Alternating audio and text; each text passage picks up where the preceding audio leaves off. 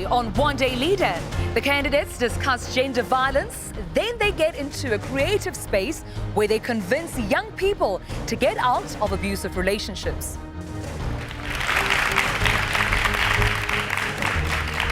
Hello, South Africa. Welcome to this week's installment of One Day Leader right here on SABC 1.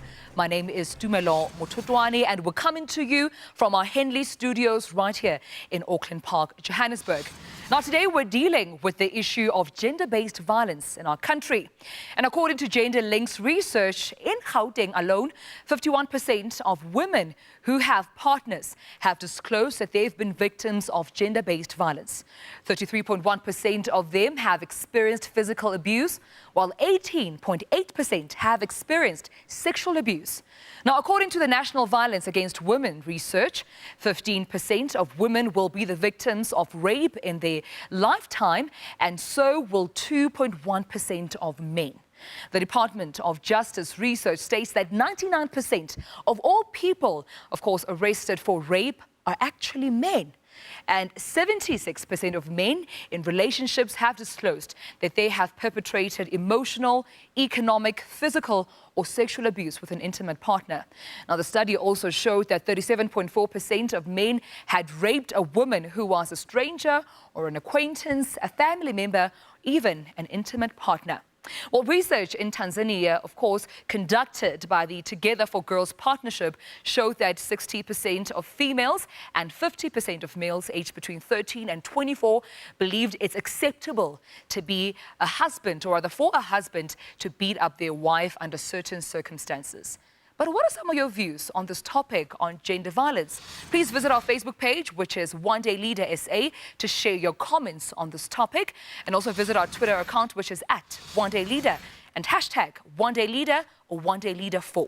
But for now, South Africa, of course, we are ready to hear what their vision statements are. And to start us off with this one is leader number 1, Zarif Minty. I envision a country where every young person can network, self-brand and commercialize themselves. I envision a country where we stimulate economic growth and push entrepreneurship so that we no longer have job finders and job seekers, but job creators. Thank you so much, leader number 1. Now we're moving on to leader number 2, Natasha Sesing. I envision a South Africa where endless possibilities are the new normal and daily mantra of South African citizens. My vision for South Africa entails seeing innovative enterprise development and education as core poverty reduction strategies. Thank you so much, leader 2. Let's move on now to our next gentleman. This is leader number 3, Tammy Boy. South Africa's growth potential lies in its disadvantaged communities. We need to grow the township economy in such a way that it comes from being micro to macro. Let's turn Stokvels into the stock exchange. Thank you so much, leader. Let's move on now to leader number 4, Nandile Mlambo. As South Africa has the highest youth unemployment rate amongst other developing countries, my vision is to empower young people through personal development programs that equip them in becoming renowned pioneers in their chosen career fields. Thank you so much, leader 4. Well, we're now to leader number 5. His name is Sydney Madibo. I envision a South Africa that we all pride ourselves in, where we all work collectively to turn it into the utopia it rightfully is, where there's mutual respect for people of all races, classes and sexes. Definitely a South Africa of tomorrow, today. Thank you so much, leader 5. Well, lastly, we have leader number 6, and her name is Ludwikazi Ndlasi. A South Africa that is not limited by jurisdiction, a country where upon idea generation and strategic planning, horizons are broadened. I see socio-economic challenges in all various spheres rectified, with all potential maximized. In a land alive with possibilities, South Africa, see innovation. Think global, act local. Thank you so much, leaders. Now, of course, those were our candidates' vision statements, and we now have a look at the scoreboard. Of course, we'd like to remind you that our judges are able to make one save for the season. So to make sure that you keep your candidates in the competition, make sure that you vote for your favorite leader. And without any further ado, let's take a look at, of course, our viewers' votes for this week. In this week's scoreboard, Ludwikazi is leading with 10,072 votes, Zarif follows with 9,347 votes, and Natasha is in third place with 5,134 votes. This means that Ludwikazi gets 2 points and Zarif gets 1 point. Now, please vote for your favorite leader on the number 33121. And if you're still confused on how exactly to vote, this is how you get to vote. To vote for your favorite leader, vote Leader 1, Zarif Minty. Leader 2, Natasha Singh. Leader 3, Tammy Boy. Leader 4, Nandile Mlambo. Leader 5, Sydney Madibo. And Leader 6, Ludwikazi Ndlazi. And next, we have a look at who our permanent judges for this season are. Let's take a look. Tebogo Ditshego is the CEO of Ditshego Investment Group and Ditshego Media. He is also the founder of Read a Book SA. Catherine Constantinidis is the Executive Director of Miss Earth South Africa. She is also the co-founder of Generation Earth. And those are your permanent judges, South Africa. Judges, welcome to One Day Leader. Always a pleasure working with you. But how has your journey been so far, Catherine? I think it's been unbelievable to see the growth of these 6 young leaders that stand before us today. They came in with so many, they were a part of such a huge group, a group of potential that really inspires you for the hope and future of our country. Yep. But the 6 that are standing in front of us have really walked a long journey, and their growth individually is something that they will take with them for the rest of their lives. Absolutely. Deborah, do you share the same sentiments? Yes, I do. I think you've done a brilliant job. I'm very proud of where you've come so far, and I think teamwork makes the dream work. One thing that impresses me about you guys is that when you work together, you don't fight amongst each other. And that's what leadership is about. Well, thank you so much, judges. Thank you for that. Well, our guest judge for today is Ms. Zanele Nkosi, a leadership coach and combines executive coaching with leadership development to support individuals to embrace their greatness. Now, she has a BA Social Science degree from Rhodes University, an honours degree in applied psychology from Wits University, and a human resources diploma from Damlin. And she has worked in countries like Kenya, Tanzania, Uganda, and just Nigeria, to name a few. And she's also the current chairperson of the Family Life Centre, a branch of FAMSA. And in 2013, she actually stepped down as the chairperson of POWER. And most of you know her as the Egani Aunt on Drum Magazine. So if you've been writing those letters, she knows all your secrets. Welcome to One Day Leader. Thank you very much for having me here. Now, I suppose the big question that everyone is asking themselves is, why do women stay in abusive relationships? I've also just mentioned very shocking statistics, of women being in abusive relationships. But why do you think they stay in them, and how do you think we can get them out? The main reasons they stay are actually some of the reasons that you've mentioned. So in the intro, you talked about economic, emotional, etc. Those are the things that hold women within relationships. At times, there's not the capability or feeling like they're capable of supporting themselves if they leave this relationship. Right. The perpetrator, the abuser, systematically erodes their self-confidence. So they don't believe that they can actually step out and get out and do something different. The third, and probably the biggest reason, is because we as society don't support women within these relationships. All they need a lot of the time is to know that there's somebody who has an ear, that there's no expectation of them to be one thing or another thing, but just that they would have the support if they got up and left and were able to then run their lives outside of this relationship. I definitely agree. Thank you so much for coming and sharing with us. Thank you so much, of course, to our judges. Now, this week, our judges sent me to get the contestants to deal with the issue of gender-based violence, especially amongst their peers. Now, let's have a look at what transpired.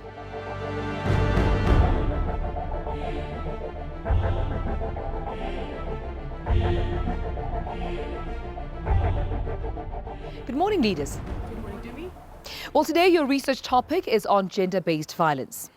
We want to understand that with the high statistics of gender-based violence in our country, is it a reflection on our country? You will then be expected to produce a 3-minute-long play, of course, discussing and highlighting these issues. But this week, you decide who will be your task leader for this particular task.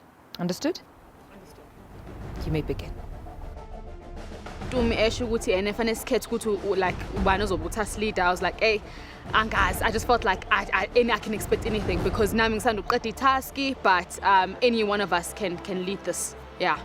ha re tlhopha task leader ron ra go tlhopha motho re itseng gore o relevant for task, looking at their capabilities and the strengths tsa bona. Tammy and Nandile have a background that is associated to such things. I was thinking either one between the two of them. Okay. You know? Looking at how close Tammy is to the area we are in, I was thinking that we take him for task leader. I don't know what you guys think about that. I like that. Do you accept my decision? Yep. I'm happy. All right. No. So for this task, we're going to approach it like this. So firstly, we're going to be interviewing a professional, right? Mr. Mwiselo Buota. He is the director of Sonke Gender Justice. And then secondly, we're going to be seeing a case study. Mr. Zungu, someone who was actually abused. It's a very interesting case because it's a male. We here at Sonke Gender Justice, we're about to speak to Mr. Buota. How many women compared to men, come and report their gender violence? Yeah. Well, I wouldn't have statistics for men that come and report for many reasons. One of them is that the issues of stigma attached to it, but we know that numbers would be low. But with women, we would know that, there are statistics that actually say that 1 in 9 women has been violated or has been raped. Why is it that men still find it difficult to report it when they're being abused? Well, hore ba tla o bolella hore monna ke nku halle monna ke tau o ska ba bontsha hore ha o tlile bohloko ha o le monna ntho ka e bontshang fela o re tseba ho lwana. What are some of the most shocking cases that you've ever had to deal with? A young girl who was raped, mutilated, the stomach taken out, beer bottles inserted in her private parts. A very young girl with future in front. You deal with this and you face the parents. Or how vicious people can be. The line of work he's in is very difficult. It's very traumatizing even. Njoba silindile manje silinde ukuthi uMr Zungu sim-interviewe ashare nathi istory sethu in terms of inhlukumezo that he has experienced kwama relationships or mhlambe khona yena wakwamhlukumeza yabo sibone ukuthi ene iperspective yakhe ithini. Ngiye ngathandana nomunye usisi uye wangidlisa. Ngagcina sengigula ngaye esibhedlela bonke ba-check ukuthi anginalutho. Abuse is a contextual issue. In the context that they were living in, where muti can be used as a weapon, right, to sabotage your livelihood, that was pure abuse, right? Because your discretion and your ability to make choices about yourself is taken away from you. Sekwakwenzeka kuwena mhlambe kuthiwa mhlambe umuntu osifazana akubeka isandla noma wena umbeka isandla. Ngiye ngakwenza it was 99. Yeah. Angisikaze ngempama. How? Yebo. Ngashaya impama. Yebo. Wabuyisela naye. Angizange ngisathatha ukuthi sengilwa nomuntu ngishaya umuntu osifazane. Ngagcina sengishaya ngama right. Yebo. Uye wawela e-training ngoba besihamba ku main road eSonteleni. Oyile training wathi nakavuka ngaphinde ngamkhahlela. Ngayisola late ngoba ngabe uma-10 ngabuyela back ekhaya kubo. Sure. Ngayi apologize lento engiyenzile i-wrong noma kuthiwa bengikwatile. Bukhona okunye bengakwenza. It goes to show ukuthi umuntu ngalesikhathi ethatha isinqumo sokuthi take action about a problem kwi relationship abacabangi. So the causal relationship between the two is anger. It's always based on anger. It's never about ukuthi let me reason angicabangise kahle ukuthi lo muntu ngizomqala phi so mhlambe singabonisana even though ngithukuthele kakhulu. So the relationship there is anger, and it goes to show ukuthi anger is never the answer when it comes to solving inking. I think we must be very careful about the partners that we choose as young people, because you can't love and fear someone who is that close to you, someone you've entrusted with your life. You cannot fear at that level. Well, the next part of our contestants' assignment is to create a play. And when we come back from the break, we find out how they did. We'll be right back.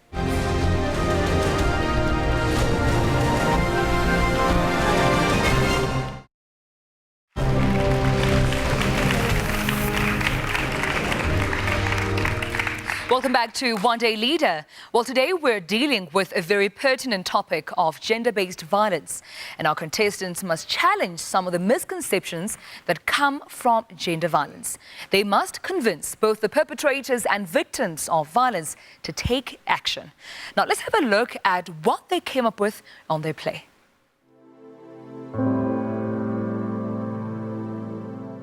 Palesa lerato laka mo lekwalong le ke go tshepisa le godimo le lefatshe dilo tse tsotlhe tse o di labalabelang mo pelong ya gago ke di kwetseng o ntlositse lapeng hantat okay wa ntlisa mona Gauteng empa ke tlile ho bane ke o rata fela ha ke sa batla go kwa bohloko nka se tlhole ke ira yalo ke kopa o ya mogela ke tshwanetse go tsamaya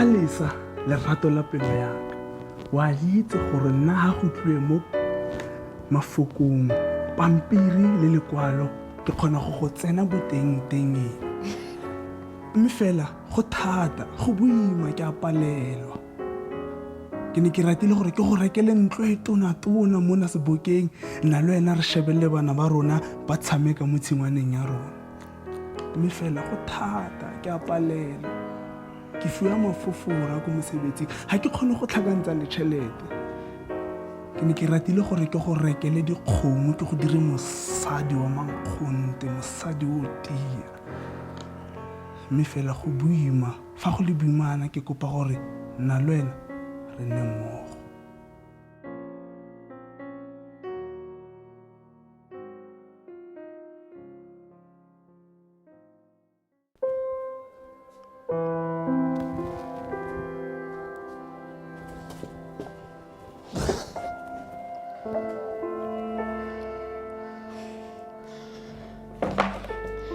Bona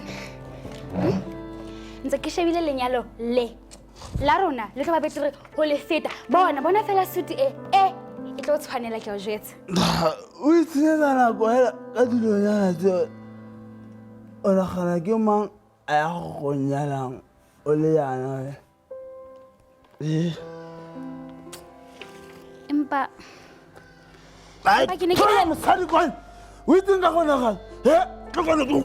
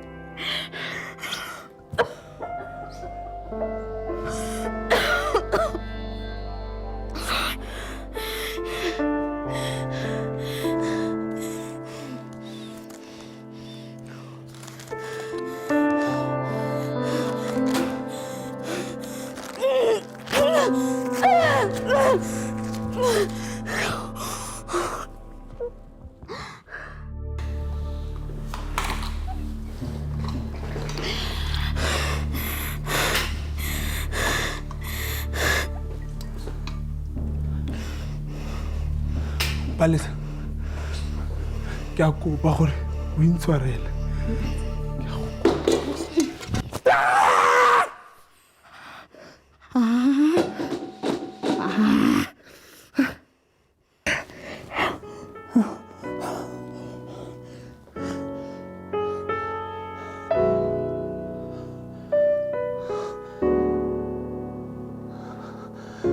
ke tlhoka thuso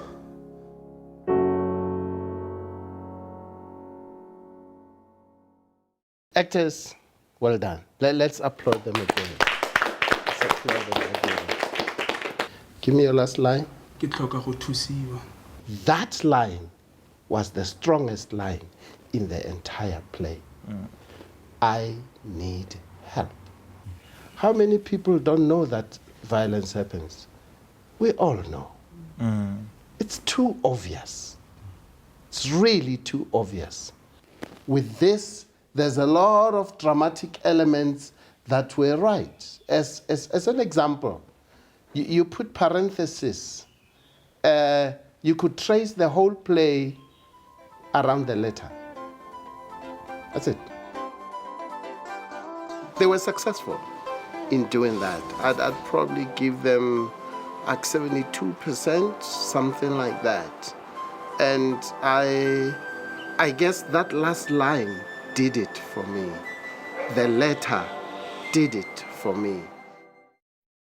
Wow, well done. Well done to you leaders. Well done.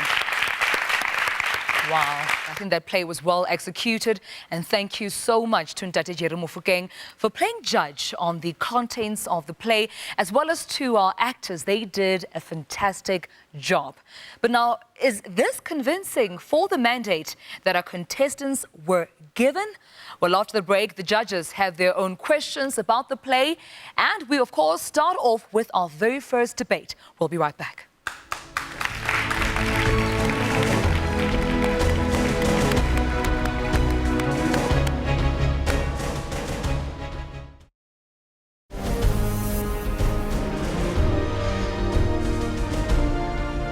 The biggest challenge facing young people today is youth unemployment. So job creation is the most pressing matter for us as the NYDA, for government as a whole. We have approximately 3.2 million young South Africans who are unemployed but who are willing and able. And therefore we need to respond to the challenge of job creation for young people.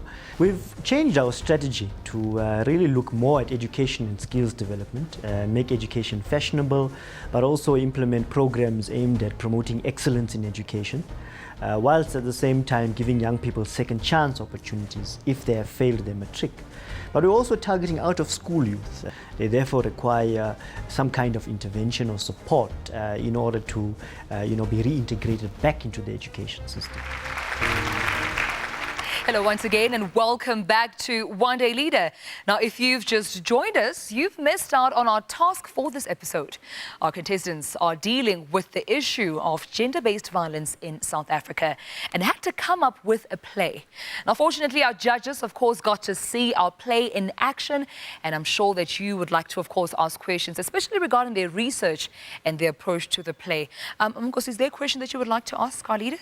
So there is one question, and I'm interested in, and my question is directed at you, leader number 4, is given the statistics of men largely being the perpetrators of violence, the way that you've executed this play positions it to show some empathy towards him as well as the person that's abused.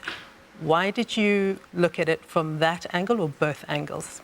Because, ma'am, the person who's actually the perpetrator needs help as well. And, you'll hear further, we'll be discussing programs that perpetrators, abusers can also enroll in order to heal from being so negative in society. So it's not only, of course, they're victims that get affected, but them themselves have an issue to, be so disrespectful to someone else, to hurt them in such a manner. All right, thank you so much, Nandile. Thank you so much, ma'am. Now, the debate topic for this week is, how do we groom young people to stop the catastrophe of gender-based violence in our country? Now, before we get into our very first debate, here are the rules of debate.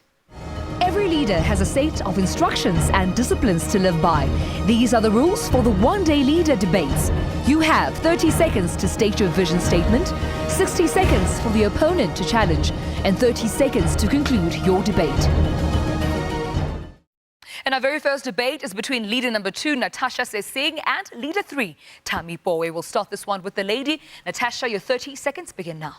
Gender-based violence often stems from cultural views and inequalities. A more recent study conducted by the Medical Research Council indicates that 57% of women murdered are murdered by intimate partners. However, it spreads across gender. In grooming young people to ending gender-based violence, the introduction of educational moral regeneration programs from primary school level and within communities is the most viable solution.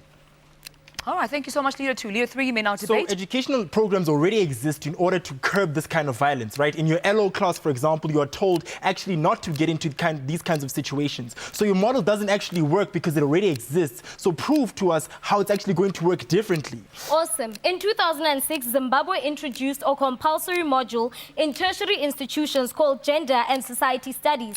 Since then, there has been a slight decrease in gender-based violence among young professionals in the country. There's a significant difference between the way we have dynamics in Zimbabwe and South Africa, right? So we have the communities in South Africa highly gender violent, right? And not in Zimbabwe. This example is relevant to South Africa in the sense that gender-based violence stems from cultural views, and these are similar in both countries. But you can have gender-based violence in the suburban communities, right? Where you don't actually have rooted cultural views there. Engage that point in particular. The reason why we have educational programs is because gender-based violence, according to psychology and social work theories... Conclude. In conclusion, gender-based violence manifests itself in a physical form, but the root of it is in the cognitive, and education has the ability of changing one's mentality. This we see with social learning theories and social modeling. These examples have been practical and have worked for countries like Zimbabwe, also implemented in Midland State University. Both these examples being tailor-made solutions that are relevant to curbing Thank you this so much, in South Leader Africa. 2. Now, Leader 3, your 30 seconds begin now.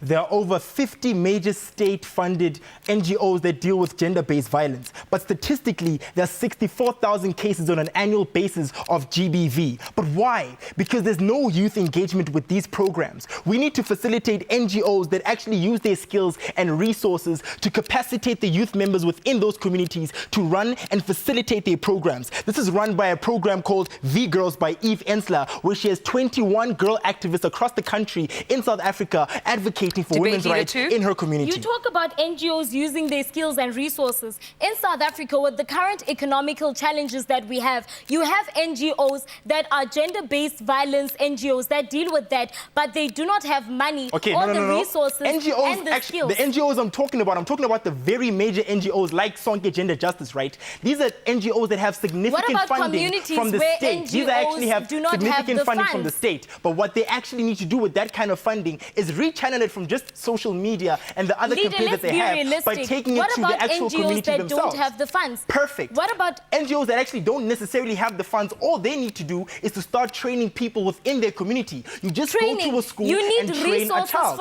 You don't need a lot of money to actually train someone or to impart a particular skill in a high school for a particular child. Can you just give go the into that cost high leader school, proving right? that You don't necessarily need a cost analysis if these NGOs are already being funded by a state, right? There's budgets that are there, right? They're not. Thank you, Leader 2. Leader 3, you may conclude. Right. So imagine how effective an NGO like Brothers for Life would be if 15 and 16-year-old boys are actually being taught to teach within their communities, right? They'll be more relevant to their audience because they can relate to them more than the 40-year-old facilitators that actually run the programs right now. These NGOs have done everything. They've invited UN speakers, they've done plays, they've done TV shows like Home Affairs, but nothing has happened to the gender statistics today. What we need to do is to capacitate these NGOs. Thank you so much, leaders. A round of applause to our first debate.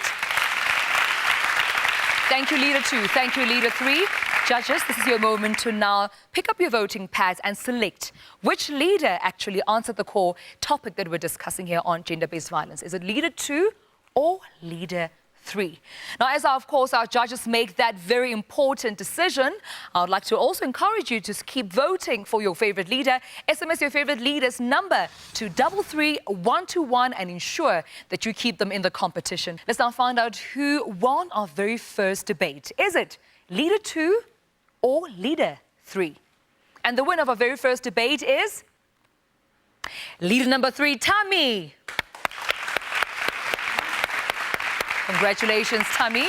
Judges, why did you choose Tammy over Natasha? Well, Tammy, this was your best debate so far this season. I haven't seen a better debate coming from you, and you've really come a long way. Congratulations on that. You know, Natasha, I think you need to work on the solutions that you come up with. You only focused on one solution, which was moral regeneration in communities and schools. But you need to come up with more solutions so that we can be more convinced about what you're saying. Thank you so much, judges. Congratulations once more time to you, Tammy. Well, now, of course, we're still debating gender-based violence, and we have 2 more debates coming up on this very important topic, but only after the break.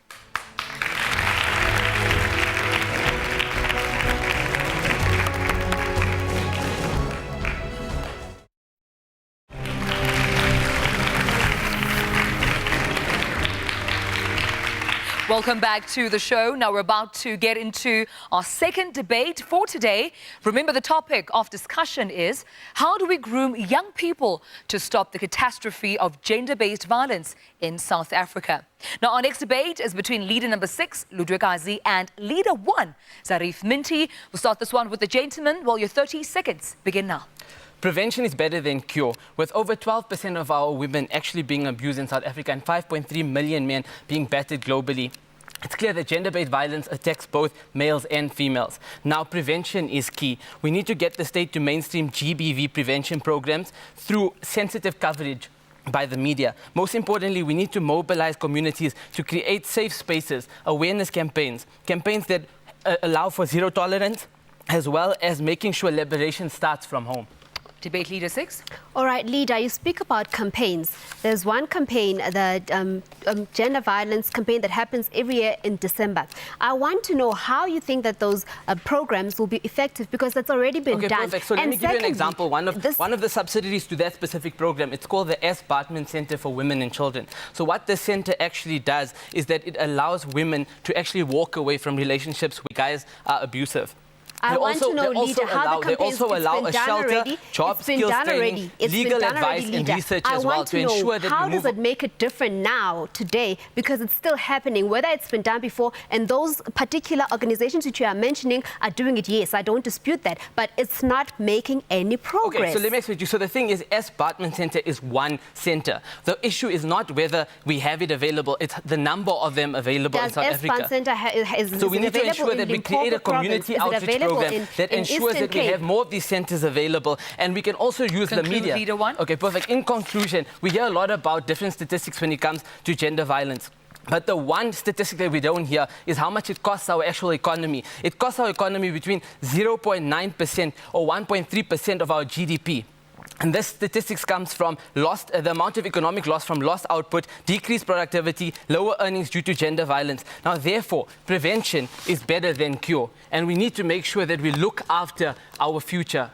Thank you. All right, thank you so much, leader 1. Leader 6, your 30 seconds to give us your vision statement begins now. With Nigeria's 41% smartphone penetration success and South Africa's education system, I present to you our global solution. Traditional learning meets innovative smartphone revolution. We do this through revised content of the prescribed learning and literature that's offered to pupils in schools, and further diversify this by tapping into the smartphone scenery, communicating the various gender violence cases which happens through school plays and using smartphones apps that are installed and compulsory. I love your example. You know, it's phenomenal if we're living in America or in Europe, but we're living in South Africa. Firstly, for South Africa to be able to reach the level where everyone can afford and have smartphones, the state can offer smartphones to every single student is not possible in a third world country. Nevertheless, this is Nigeria. You're speaking about Nigeria's concept. We are not Nigeria. We don't have 63 million people in our country. We need to understand that what's happening in South Africa is that we have a running education system.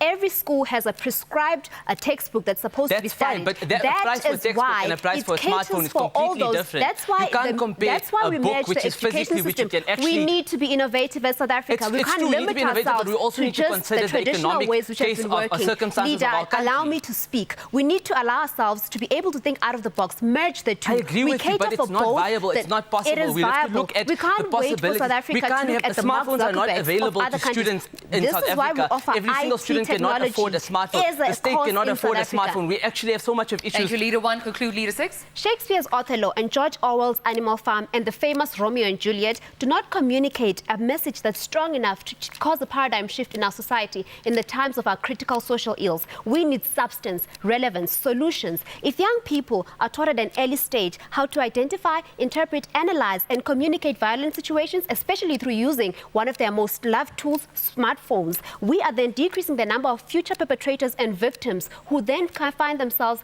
in incomparable situations where they are given... Thank you so much, Leader 6. A round of applause for that debate. Thank you, leaders. Judges, you may now select your favorite leader. Who took that round of debate? Is it Leader 1, Zarif, or Leader 6, Ludwikazi? Now, you at home as well, pick up your phones. Make sure you're sending your favorite leader's number to the number 33121. Ensure you keep them in the competition. Remember that you can vote as many times as you want. Who do you think impressed you the most? Who answered your question when it comes to gender-based violence and grooming young people to not be perpetrators? You can vote as well. All right, judges, I understand that you have voted. Let's find out who took that round of debate. Is it Leader 1 or Leader 6? And the winner is Leader number 1, Zarif Minty. Congratulations, Zarif. Judges, why did you pick Zarif over Ludwikazi? I think you came across very strong with the many approaches and points that you had. You spoke about taking NGOs to scale. I think this is one of the critical issues surrounding the great work that NGOs do, yet they cannot reach the masses because of being unable to take to scale. That was one point you made.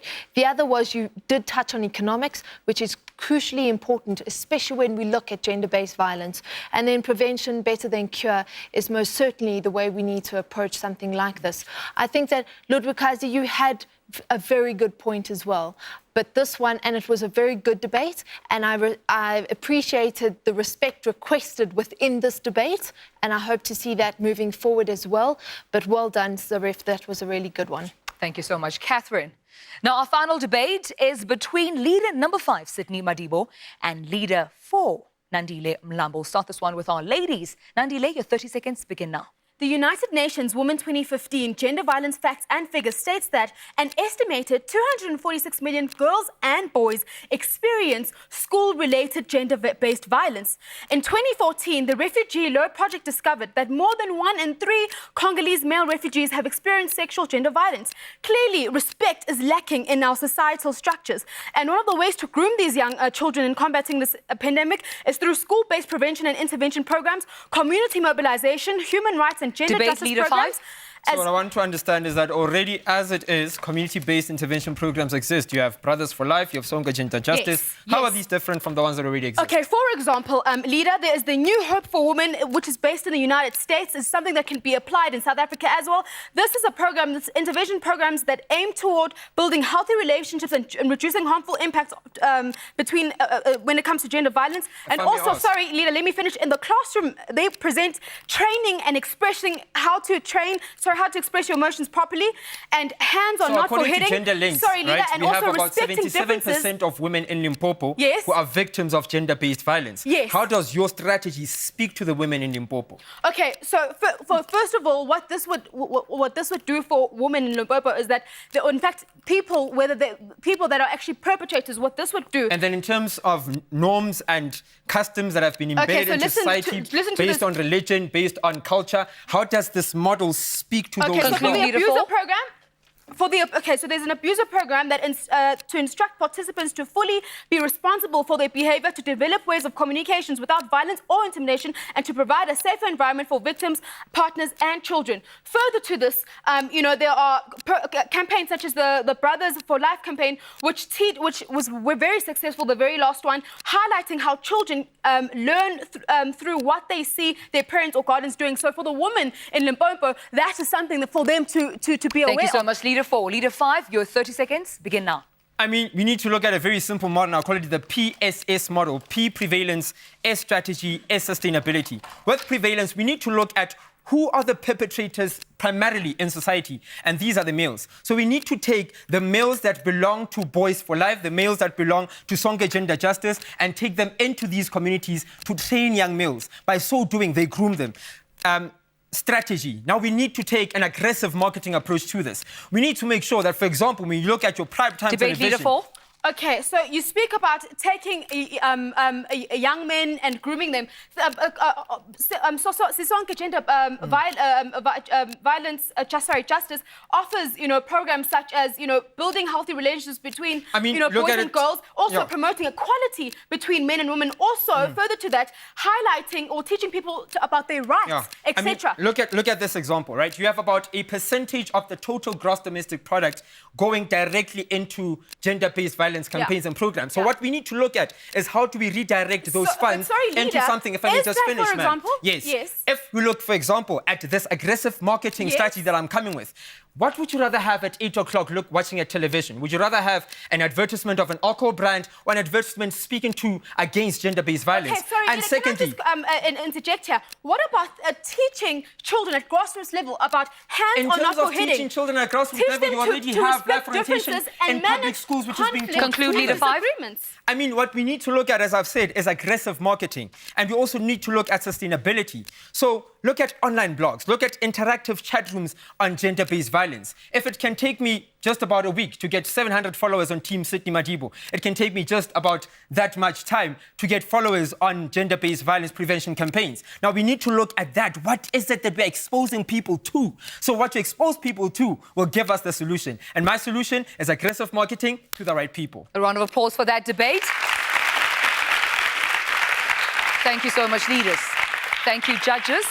You may now select which leader you think, of course, took that round. How do we help groom young people to not be perpetrators of gender-based violence in our country? Did Leader 4, Nandile, or Leader 5, Sydney, answer that question for you? And while you make that ever-important decision, while you at home remember to vote for your favorite leader, SMS their leader number to 33121. Vote as many times as you want and ensure that you are part of the solutions that your leaders are presenting to you. Well, thank you so much, judges. I understand you have voted. Let's find out who took that round. And the winner for this round is Leader 5, Sydney. Congratulations. Sanele, why do you think Sydney took that round as opposed to Nandile? So for me, in talking to Nandi first, is what I would have needed to see in order to have you as the winner is less. So what you're doing is putting a lot of information into short bits and going fast. Punchy, clear, precise in terms of your argument. Your content is there, but it needs to be much clearer, much less said, with the same impact that you're wanting to achieve. Yeah? Your conclusion much stronger, Cindy, than for me the beginning of what you were saying. You came through much clearer. I love the acronym at the beginning because that gave us a sense of what it was that you were trying to say. A little bit lost in the middle in terms of what actually you were saying, but your conclusion kind of picked it up and allowed you to, for me, be the winner of that debate. Thank you so much, judges. Congratulations one more time, Leader 5. Of course, thank you to our judges and contestants for those compelling debates. And now we have, of course, our 3 top winners for this episode. But how do we think our audience members would vote? We find out straight after this break.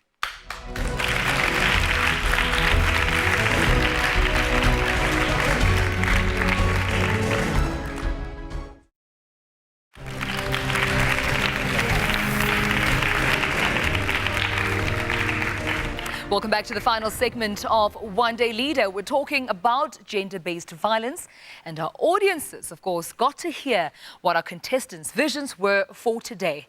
Now, our topic was, how do we groom young people to stop the catastrophe of gender violence in the country?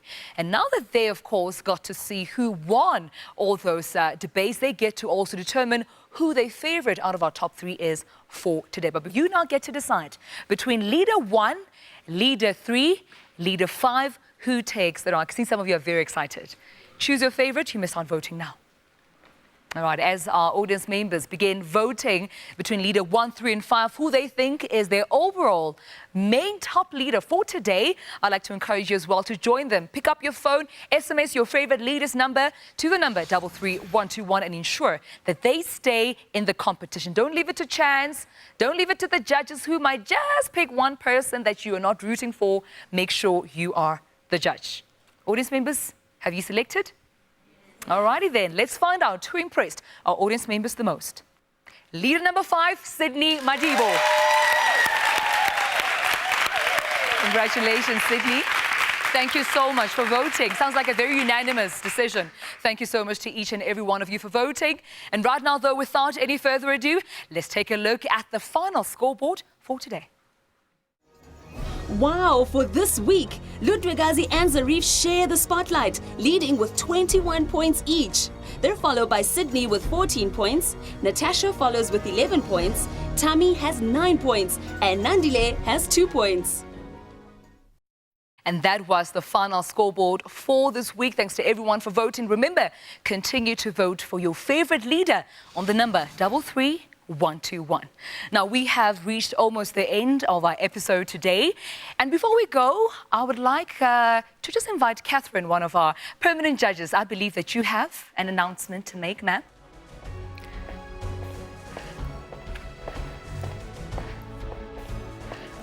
So, South Africa, we here at One Day Leader are not just grooming the 6 leaders who you see on your screen every week, but we have had the privilege of sharing this platform with our host, Tumelo Mototwane, who'll be flying the South African flag internationally. And all I can say on behalf of One Day Leader is that we're so proud of you. Congratulations. Thank you so much, Catherine.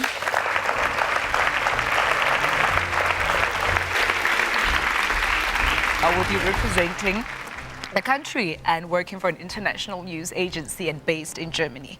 However, before I leave, I just want to say to Mr. Mapasa, thank you so much for believing in me. I know that when you called me, needing a new face for the program, you were going through your own change. You were going through a transition. It was a big risk for you, but you believed in me and you thought I had what it takes to represent your show. I'd like to thank you for that opportunity. To the technical team, thank you so much, Rochester, and your team for always giving me support. So don't think I sound intelligent because I'm doing it on my own. They're actually constantly feeding me support, encouragement to keep going, and I'd like to thank you for that. To the production team, from Zotumo to Basani to Ntlantla Mbali, my sweetheart, to Nomsa, my makeup artist, to Rochelle, my stylist, thank you to each and every one of you for making sure that I am the queen that I am on One Day Leader. To the judges, Catherine Tebogo, thank you so much for being such a great team. I do not care who wins. I do not care who loses. You're all leaders. And I'm so proud of you, and I wish you all the best moving forward.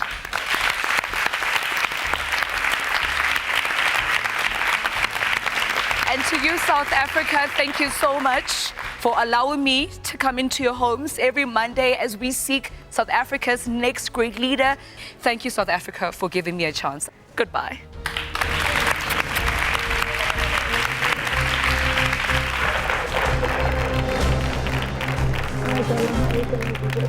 Thank you.